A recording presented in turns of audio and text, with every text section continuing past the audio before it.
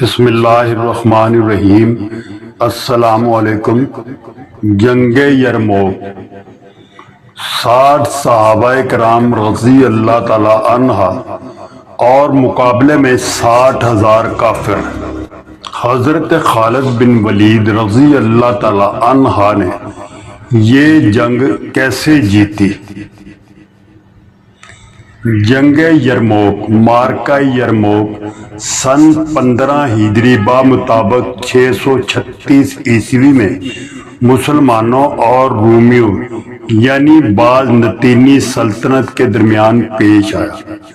بعض مورخین کے نزدیک یہ دنیا کی اہم ترین جنگوں میں شمار ہوتی ہے، کیونکہ یہ وہ معرکہ تھا جس نے جزیرہ نما عرب سے باہر مسلمانوں کی فتوحات کا پہلا دروازہ کھولا۔ بلاد شام میں اسلام کے تیز رفتار پھیلاؤ کا پیش خیمہ ثابت ہوا۔ جنگ حضور اکرم کی وفات کے 4 سال بعد واقع ہوئی۔ جب رومی لشکر مسلمانوں کے مقابلے میں آگے بڑھے تو اسلامی افواج نے الجابیہ میں جو دمشق کے قریب ہے پیچھے ہٹ کر یرموک کے مقام پر مورچہ سنبھالا۔ اس موقع پر ابو عبیدہ رضی اللہ تعالی عنہ نے سپہ سالاری کی ذمہ داری خالد بن ولید کے حوالے کر دی اور یوں خالد بن ولید کو جنگ کی عمومی قیادت سونپی۔ اس وقت اسلامی لشکر کی تعداد 36,000 تھی، جبکہ رومی کے افواج کی تعداد 2,40,000 کے لگ بھگ بتائی جاتی ہے۔ جنگ یرموک بازنطینی سلطنت اور خلافت راشدہ کی مسلم افواج کے درمیان ایک بڑی جنگ تھی۔ یہ جنگ کئی جھڑپوں پر مشتمل تھی جو عمر بن خطاب کی خلافت کے دور میں 636 ہجری کو واقع ہوئی، 6 دن تک جاری رہی اور یرموک دریا کے قریب لڑی گئی، جو آج کے دور میں شام، اردن اور اسرائیل کی سرحدوں کے ساتھ بحیرہ طبریہ کے جنوب مشرق میں واقع ہے۔ اس جنگ کے نتیجہ میں مسلمانوں کو فیصلہ کن فتح حاصل ہوئی اور بلاد شام خلافت راشدہ کا حصہ بن گیا، جس کے بعد تقریباً 7 صدیوں پر محیط شام میں رومی حکومت کا خاتمہ ہو گیا۔ یرموک کی جنگ کو عصری تاریخ کی سب سے فیصلہ کن جنگوں میں شمار کیا جاتا ہے اور یہ پیغمبر اسلام کے دنیا سے پردہ کرنے کے بعد پہلی فتح تھی جس نے اس وقت کے عیسائی رومی لیونت میں اسلام کی تیز رفتار پیش قدمی کی راہ ہموار کی۔ عربوں کی پیش قدمی کو روکنے اور کھوئی ہوئی سرزمین واپس حاصل کرنے کے لیے شہنشاہ ہرقل نے 636 ہجری میں لبرت میں ایک لشکر بھیجا۔ جیسے ہی بازنطینی افواج آگے بڑھی، عربوں نے شام سے پسپائی اختیار کی اور اپنی تمام افواج کو یرموک کے میدان میں اکٹھا کیا، جو جزیرہ نما عرب کے قریب تھا۔ وہاں انہیں کمک ملی۔ انہوں نے عدوی طور پر کہیں زیادہ بڑی بازنطینی فوج کو شکست دے دی۔ اس جنگ کو وسیع پیمانے پر خالد بن ولید کی سب سے بڑی عسکری فتح سمجھا جاتا ہے۔ یہ ان کے بطور ایک عظیم حکمت عمل ساز اور گھڑ سوار فوج کے ماہر کمانڈر کی شہرت کو مضبوط کرنے والی جنگ تھی۔ اردن میں یرموک نام کا ایک دریا ہے جہاں پر مسلمانوں اور رومیوں فوجوں کے درمیان شدید جھڑپ کی گئی۔ رومیوں نے چونکہ مسلمانوں کے ہاتھوں لگاتار شکستیں کھائی تھی، اس لیے کوشش میں لگے تھے کہ مسلمانوں سے انتقام لے۔ اس بار 1,50,000 فوجی قوت کو اکٹھا کر کے ایک روایت کے مطابق 2 لاکھ نفوس پر مشتمل لشکر کو یرموک کے میدان میں مسلمانوں کے مد مقابل لا کھڑا کیا۔ جب بازنطینی ساسانی جنگ جاری تھی، ہرقل بازنطینی سلطنت کا شہنشاہ بنا۔ جب اس نے فوکاس کو معزول کر دیا، اس دوران ساسانی سلطنت نے عراق پر قبضہ کر لیا اور 611 میں شام کو زیر کر کے ترکی میں داخل ہو گئی، جہاں انہوں نے ترکی پر قبضہ کر لیا۔ 612 ہجری میں ہرقل نے ساسانیوں کو ترکی سے نکالنے میں کامیابی حاصل کی۔ 613 ہجری میں جب اس نے شام میں ساسانیوں کے خلاف بڑا حملہ کیا تو اسے فیصلہ کن شکست کا سامنا کرنا پڑا۔ اگلی دہائی ساسانی سلطنت نے فلسطین اور مصر پر بھی قبضہ کر لیا۔ ہرقل جوابی حملے کی تیاری میں مصروف تھا، اپنی فوج کو دوبارہ منظم کر رہا تھا۔ 622 میں ہرقل نے بالآخر اپنا جوابی حملہ شروع کیا۔ قفقاز آرمینیا میں ساسانیوں نے اتحادیوں پر زبردست فتوحات حاصل کرنے کے بعد 627 میں میسوپوٹیمیا میں ساسانیوں کے خلاف موسم سرما کی جنگ مہم شروع کی۔ جنگ نینوا میں کامیابی حاصل کی، جس سے ساسانی دارالحکومت مدائن کو خطرہ لاحق ہو گیا۔ شکستوں کے نتیجے اس کے بیٹے قباد دوم نے بغاوت میں اسے قتل کر دیا۔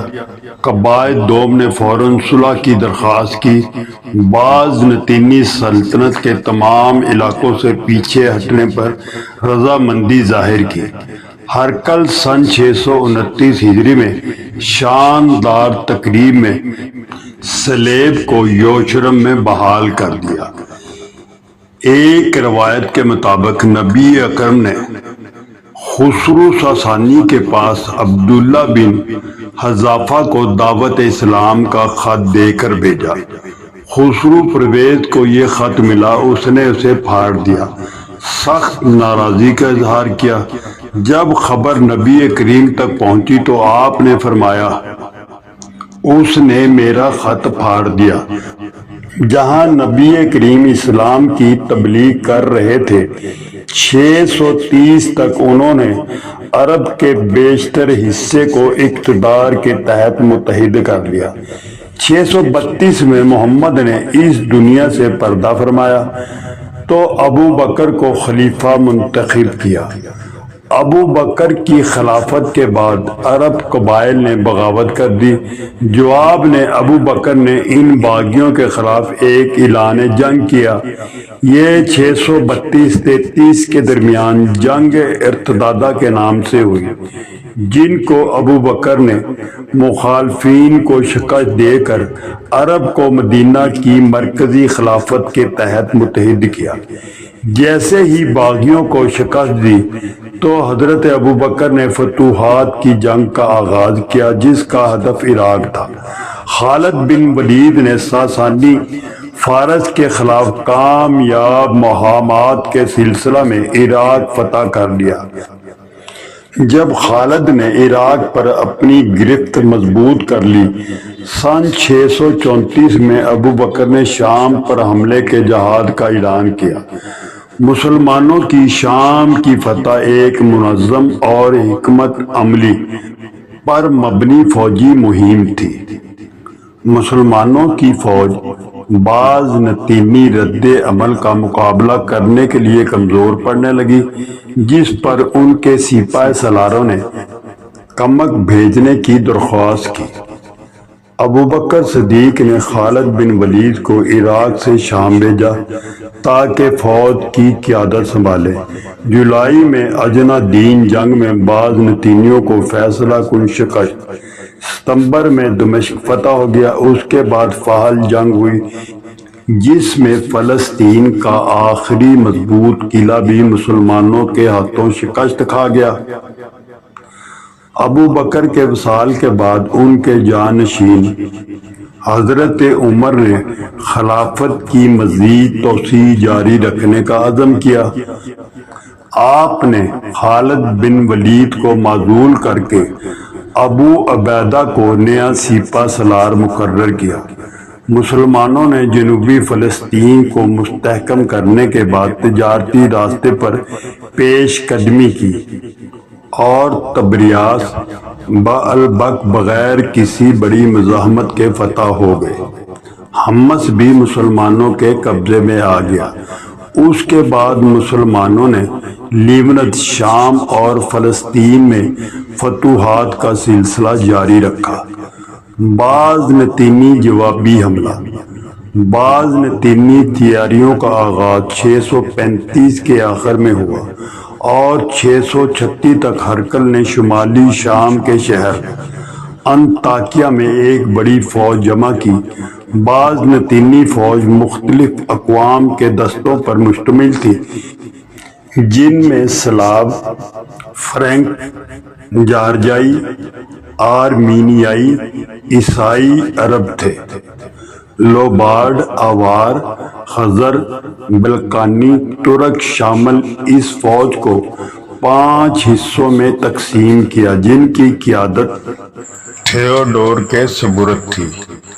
وہان کو جنگ کا سپہ سالار مقرر کیا گیا۔ اس کے ماتحت مکمل آرمینیائی فوج تھی۔ قناطیر، جو ایک سلاوی شہزادہ تھا، سلاوی دستوں کا کمانڈر تھا، جبکہ غسانی عربوں کے بادشاہ جبلہ کو عیسائی عربوں کی فوج کی قیادت سونپی۔ دیگر یورپی دستے گیگری، ڈیر جان کے ساتھ رکھے گئے۔ ہرقل انطاکیہ میں بیٹھ کر فوجی کارروائی کی نگرانی کر رہا تھا۔ بعض نتینی ذرائع کے مطابق ساسانی جنرل براز کے بیٹے نکیا تاس بھی سپہ سالاروں میں شامل تھے، لیکن واضح نہیں کہ وہ کس فوج کی قیادت کر رہے تھے۔ اس وقت راشدین فوج 4 حصوں میں تقسیم تھی۔ ایک لشکر عمرو بن عاص کی قیادت میں فلسطین میں، دوسرا شرحجیل بن حسنہ کی سربراہی میں اردن میں، تیسرا یزید بن ابی سفیان کی کمان میں دمشق کیسریہ کے علاقے میں، چوتھا لشکر ابو عبیدہ بن الجراح اور خالد بن ولید کی سربراہی میں حمص میں موجود تھا۔ مسلم افواج منتشر تھی۔ ہرقل نے اس صورتحال کا فائدہ اٹھانے کا منصوبہ بنایا۔ وہ کسی ایک بڑی جنگ میں براہ راست مقابلہ نہیں کرنا چاہتا تھا، بلکہ مرکزی پوزیشن کو استعمال کرتے ہوئے ہر مسلم لشکر پر الگ حملہ کرنا چاہتا تھا۔ اس کی حکمت عملی یہ تھی کہ یا تو مسلمانوں کو پسپا ہونے پر مجبور کر دے، انہیں مختلف مقامات پر تباہ کر کے کھوئے ہوئے علاقے دوبارہ حاصل کر لے۔ ہرقل نے اپنے بیٹے سوم کی قیادت میں کیسریہ کمک بھیجی تاکہ یزد کی فوج اس شہر کا محاصرہ کر رہی تھی کو مصروف رکھا جا سکے۔ بعض نتینی سلطنت کی مرکزی فوج سن 636 کے وسط میں انطاکیہ اور شمالی شام سے روانہ ہوئی۔ جبلہ کی ہلکی مسلح عیسائی عرب فوج حلب سے حمص کی جانب حما کے راستے مارچ کرے گی اور حمص میں موجود مرکزی مسلم فوج کو مصروف رکھے اور ڈیر جان ایک پہلو سے حملہ کرے گا۔ ساحل اور حلب کے راستے کے درمیان سے حرکت کرتے ہوئے مغرب کی جانب سے حمص پہنچے گا۔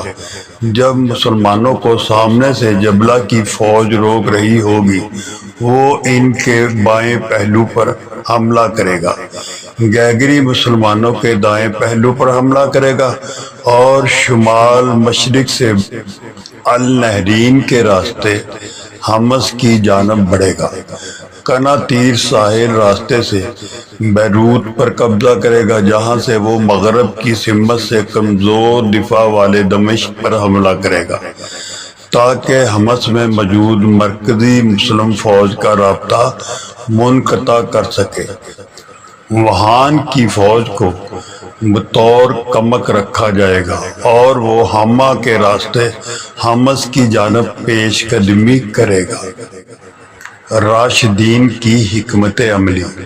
مسلمانوں کو شیراز میں بعض نتینی قیدیوں سے ہرقل کی تیاریوں کا علم ہوا۔ یہ جانتے ہوئے کہ منتشر افواج کو آسانی سے تباہ کیا جا سکتا ہے، خالد بن ولید نے جنگی مشاورت بلائی اور عبیدہ بن الجرہ کو مشورہ دیا کہ فلسطین، شمالی اور وسطی شام سے فوجوں کو بلا کر تمام فوج کو ایک جگہ مرکوز کرے۔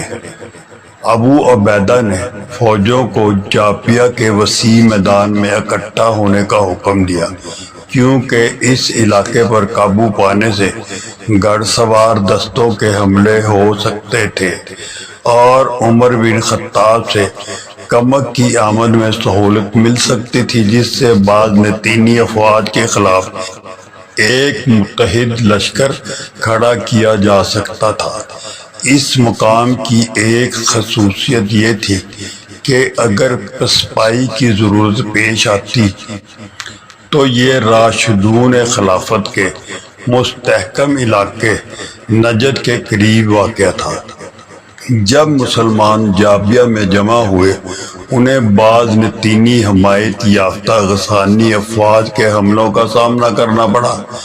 علاقے میں قیام بھی خطرناک تھا، کیونکہ کیسریہ میں ایک مضبوط باز نتینی فوج تعینات تھی، مسلمانوں کے عقب پر حملہ کر سکتی تھی، جبکہ بعض نتینی فوج انہیں سامنے سے روکے رکھتی۔ خالد کے مشورے مسلمان فوجیں اور دیر ایوب کی طرف سے پیچھے ہٹ گئی۔ یرموک گھاٹی اور ہرا کے آتش فشانی میدان کے درمیان خلا کو پر کرتے ہوئے مشرقی یرموک میدان میں دفاعی لائن قائم کی۔ خالد بن ولید کے مشورے پر فوجیں پیچھے ہٹ گئی۔ ان چالوں کے نتیجے مسلمانوں بعض نتینیوں کے درمیان وہ فیصلہ کن جنگ واقع ہوئی جسے بعض نتینی فوج ٹالنا چاہتی تھی۔ ان نقل و حرکت کے دوران کسی بڑی جنگ کا آغاز نہیں ہوا۔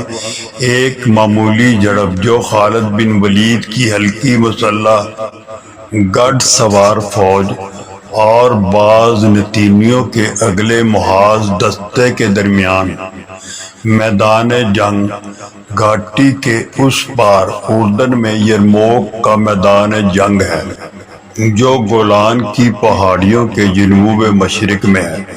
یہ ایک بلند خطہ ہے جو اس وقت اردن اور شام کی سرحد پر بحر طبریہ کے مشرق میں واقع ہے۔ جنگ رکاد اسی میدان میں لڑی گئی۔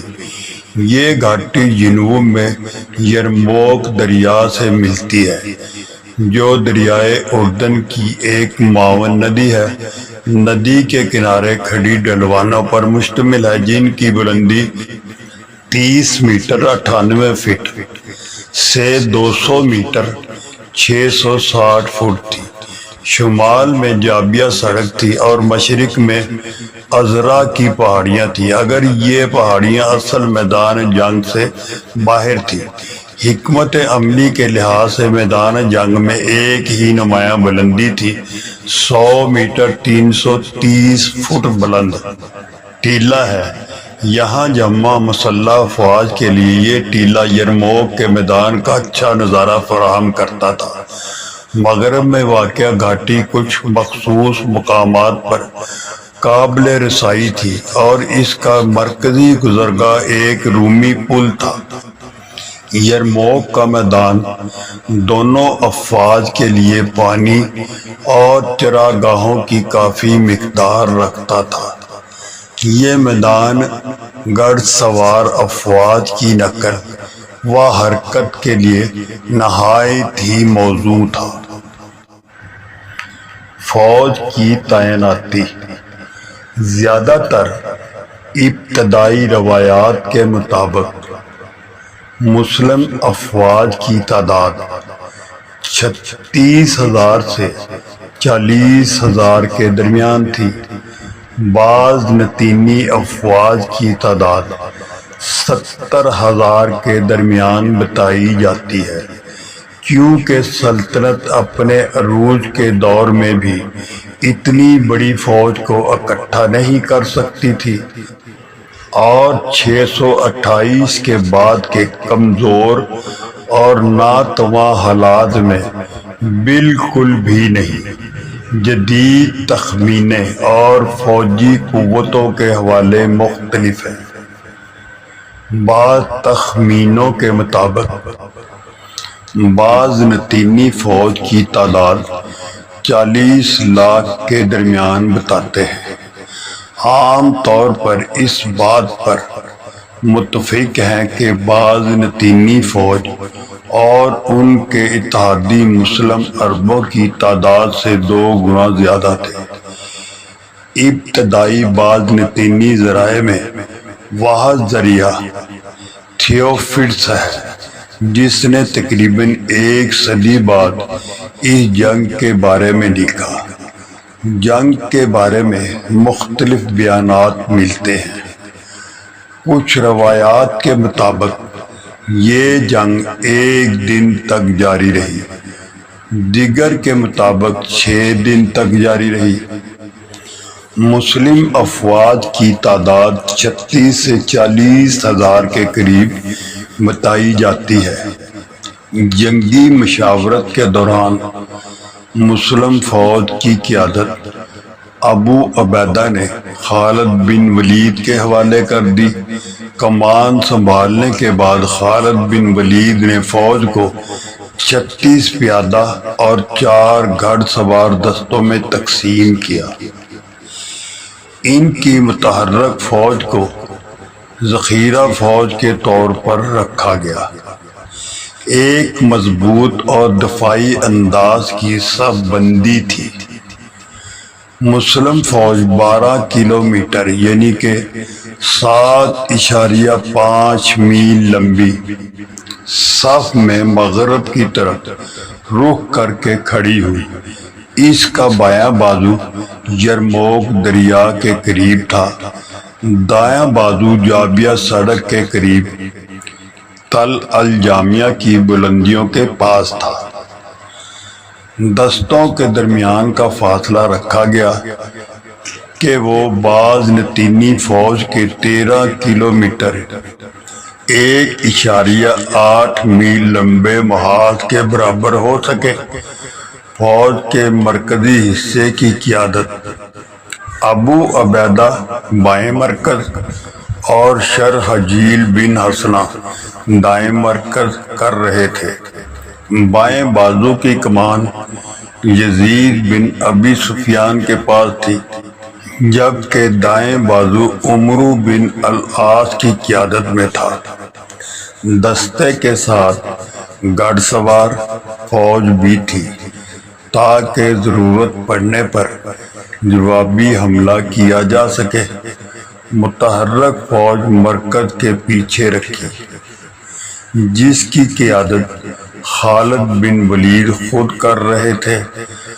اگر وہ کسی اور کام میں مصروف ہوتے تو ذرار اس فوج کی قیادت سنبھال لیتے۔